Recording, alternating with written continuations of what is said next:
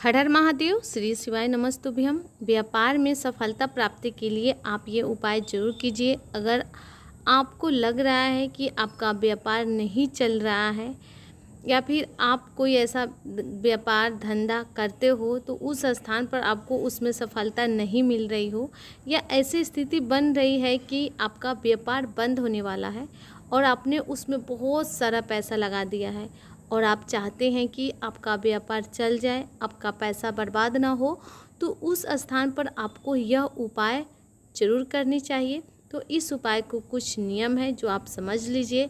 इस उपाय को करने के लिए आपको 3 जगहों पर नियम के साथ बेलपत्र को समर्पित करना होगा। दूसरी जो इसका नियम है, इस उपाय को आपको रविवार के दिन पड़ने वाली प्रदोष के दिन करना होगा। बाकी के जो दिन प्रदोष पड़ते हैं उस पे नहीं, जिस दिन रविवार के दिन प्रदोष पड़े उसी दिन आपको ये उपाय करना है। इस उपाय को आपको रविवार के दिन पड़ने वाली प्रदोष को प्रातः काल सुबह सुबह करना है, प्रदोष काल में नहीं करना है। इस बात का भी आप ध्यान रखिएगा, सुबह में ही करना है। इस उपाय को उस व्यक्ति को खुद अपने हाथों से करना है जिस व्यक्ति का व्यापार नहीं चल रहा हो या नुकसान में जा रहा हो। आपको 3 बेलपत्री 3 जगहों पर नियम से चढ़ानी है। वह कौन सी जगह है आप वह जगह समझ लीजिए। उसके बाद 3 बेलपत्री को 3 जगहों पर आप समर्पित करिएगा। तो सबसे पहले बेलपत्र आपको माता अशोक सुंदरी वाले स्थान पर समर्पित करना है। जो आप देख रहे हैं पिक्चर में, जो एरो का चिन्ह है वहीं अशोक सुंदरी का स्थान है, वहीं पे आपको पहला बेलपत्र समर्पित करना है। जो स्थान भगवान शिव जी की शिवलिंग की जलाधारी के बिल्कुल बीचों बीच में होता है, वहाँ पर आपको पहली बेलपत्र चढ़ानी है और डंडी का मुख भगवान शिव जी के शिवलिंग की तरफ करके समर्पित कर देना है।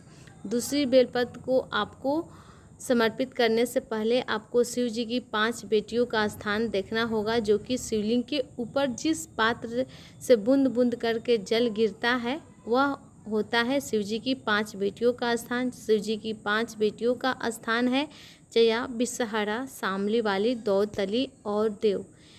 यही शंकर जी की 5 बेटियां निवास करती है जो ऊपर जलाधारी होती है, जिसमें से बूंद बूंद करके पानी गिरती है शिवलिंग के ऊपर।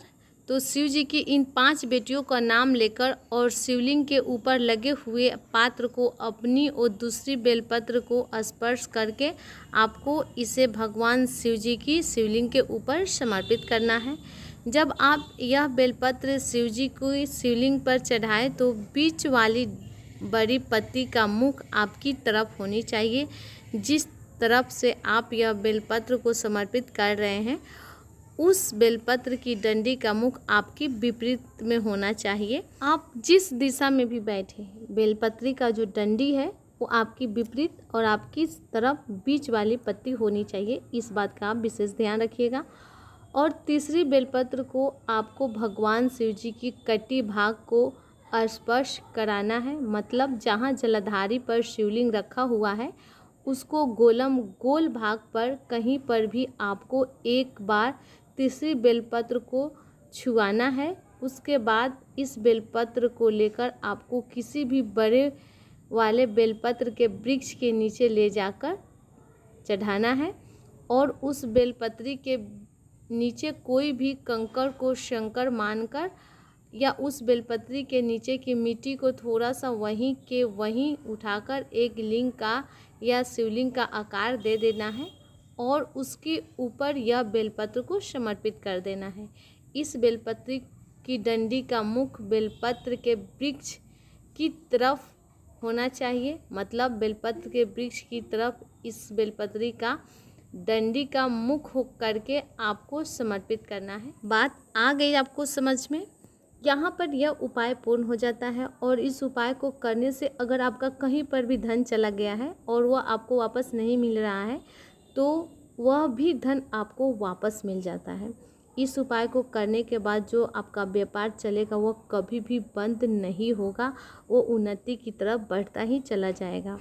तो यहाँ पर यह उपाय सिर्फ आपको रविवार के दिन पड़ने वाली प्रदोष के दिन ही करना है, इसके अलावा किसी और दिन नहीं करना है। आप इस बात का विशेष ध्यान रखिएगा।